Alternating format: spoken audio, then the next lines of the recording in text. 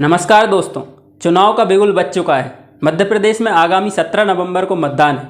BJP और कांग्रेस दोनों ही पार्टियों ने अपने लगभग सभी सीटों पर अपने उम्मीदवार घोषित कर दिए। अब नेताजी आपके पास आएंगे, बड़े बड़े वादे करेंगे, एक से बढ़कर एक घोषणाएं करेंगे, लेकिन किसी भी उम्मीदवार, किसी भी प्रत्याशी के पाले में जाने से पहले कुछ तथ्य जान लीजिए, तो आपको अपना नेता चुनने में आसानी होगी। और ये सच्चाई जानने के बाद नेताजी से प्रश्न पूछिएगा, सवाल पूछिएगा कि साहब जो वादे आप कर रहे हो उससे हमारी ज़िंदगी पर कितना प्रभाव पड़ेगा। और सबसे ज़रूरी बात यह है कि जो वादे आप कर रहे हो इनको पूरा करने के लिए कोई प्लानिंग की है कि ऐसे ही हवा में तीर चलाए जा रहे हो। सभी राजनीतिक दल आपकी वोट खरीदने की कोशिश कर रहे हैं, आपको लाडली बहना योजना जैसी योजनाओं से अपनी ओर आकर्षित कर रहे हैं। कुछ समय पहले तक फ्री की योजनाओं का विरोध करने वाली भाजपा भी पीछे नहीं है, भर भर के योजनाओं की घोषणाएं कर रही है। मोदी जी की भाषा में फ्री की रेवड़ियां बांटी जा रही हैं।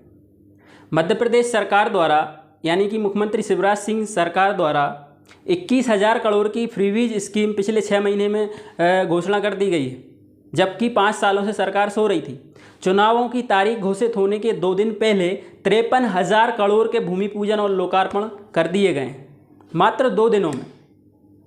लाडली बहना योजना जो कि सबसे बड़ी फ्रीबीज स्कीम है मध्य प्रदेश में, 10 जून 2023 को इस योजना की शुरुआत की गई, जिसमें सालाना 19,650 करोड़ रुपए का खर्चा मध्य प्रदेश सरकार पर होगा।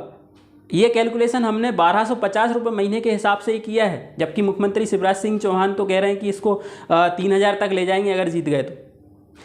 दूसरी योजना है किसान सम्मान निधि योजना।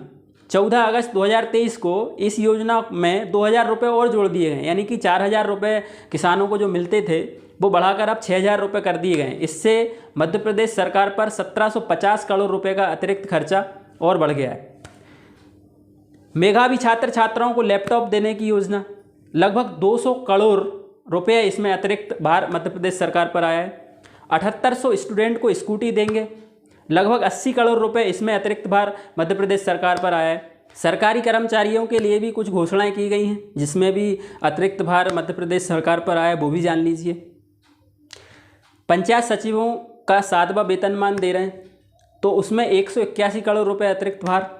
रोजगार सहायकों का वेतन दोगुना कर दिया गया है, इसमें 248 करोड़ रुपए का अतिरिक्त भार।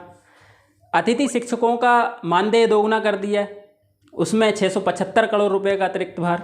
आंगनबाड़ी कार्यकर्ताओं का मानदेय, उसमें 648 करोड़ रुपए का अतिरिक्त भार। 3 महीने में 2,53,000 करोड़ के कामों का लोकार्पण और भूमि पूजन कर दिया गया है। कितने महीने में? सिर्फ 3 महीने में 2,53,000 करोड़ के कामों का लोकार्पण और भूमि पूजन कर दिया गया है मध्य प्रदेश सरकार से, यानी कि चुनाव की घोषणा होने से पहले तक, आचार संहिता लगने से पहले तक। और पिछले 5 साल में क्या किया पता नहीं क्या किया, लेकिन 3 महीने में 2,53,000 करोड़ के कामों का भूमि पूजन और लोकार्पण कर दिया। 40 दिनों में शिवराज सिंह सरकार ने 40 दिनों में 3 नए जिले बना दिए साहब। जानकारी के लिए बता देता हूं कि 2003 में मध्य प्रदेश में सिर्फ 40 जिले थे और अब 2023 में यानी पिछले 20 सालों में बढ़कर 55 जिले हो गए हैं। आमदनी अठन्नी, खर्चा रुपया मध्य प्रदेश सरकार पर बराबर सटीक बैठता है, यानी आमदनी हो रही है अठन्नी और खर्चा कर रही है सरकार रुपया।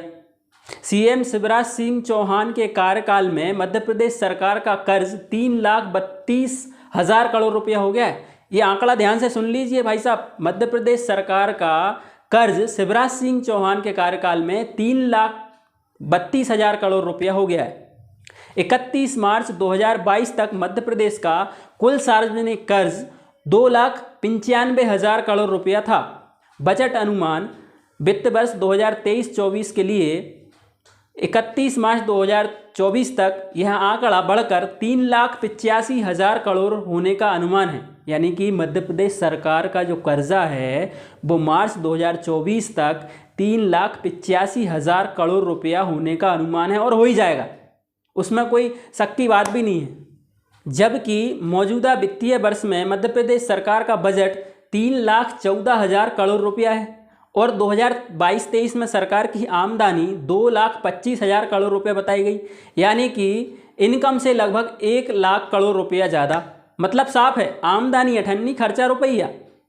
और मध्य प्रदेश सरकार का कर्ज हर साल लगभग 1 लाख करोड़ रुपया से ज़्यादा बढ़ता जाएगा, ये भी तय है। तो आपको अपने प्रत्याशी से सिर्फ इतना पूछना है कि आपकी पार्टियां जो बड़ी बड़ी घोषणाएं करते जा रही हैं, उनका क्या? सरकार पर इतना सारा अभी कर्जा है, इनकम कम है, खर्चे ज़्यादा हैं, बजट ज़्यादा है, माइनस में सरकार चल रही है और फ्री की योजनाएं घोषणा करते जा रहे हैं।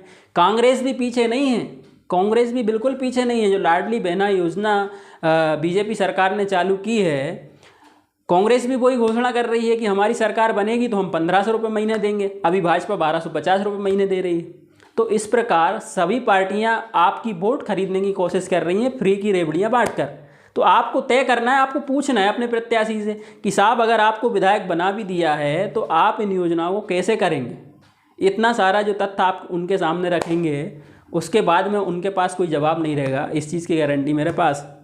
लेकिन ये सवाल आप पूछना जरूरी है, आपकी जवाबदारी है, मेरी जवाबदारी है, मैं खुद भी पूछूंगा। Thank you so much.